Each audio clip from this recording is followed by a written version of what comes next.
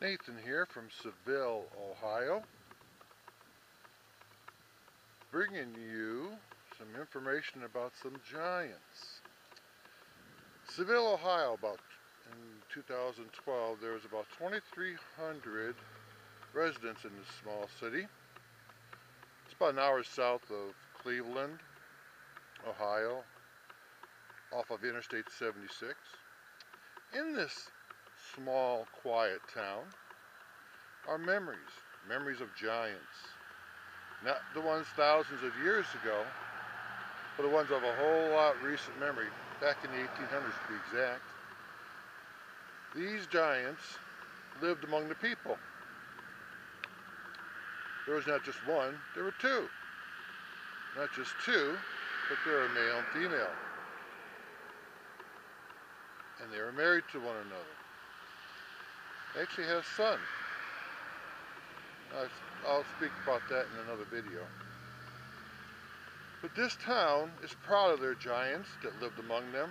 They were benevolent, which is very unusual for giants, for the descendants of the Nephilim. They were pretty much rabble-rousers. They fought whenever they felt like it, and they were not very good neighbors.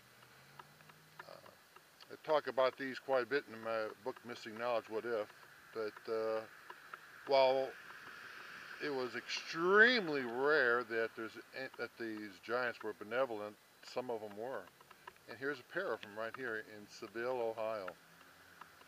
There was also some back in when the Roman army was rising to power, back in the 300 BC there. They battled these giants and were wiped out many times. Their legions were just literally wiped out.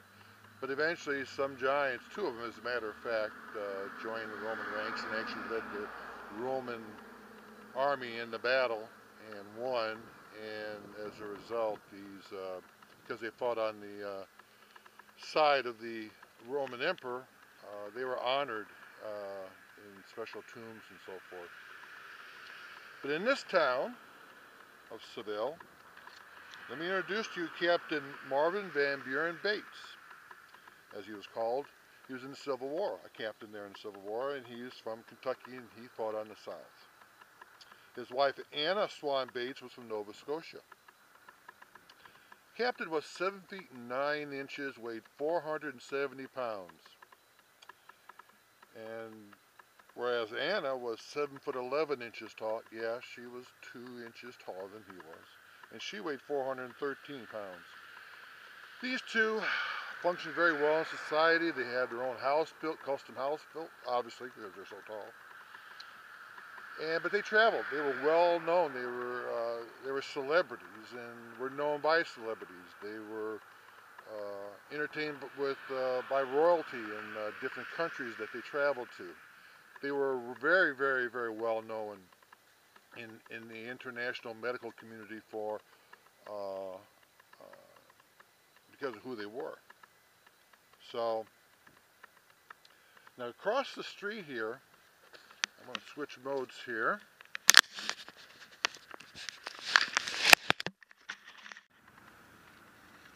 Here is the Seville Historical Society Museum.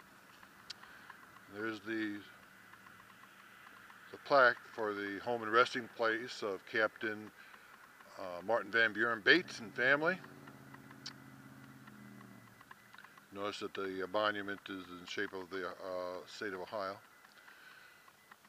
This is the museum that houses like a pair of pants and a dress that she wore, and supposed to be some chairs and other articles that they had in their home at that time. This town literally just celebrates their giants, and by the Giant Fest every year in the fall.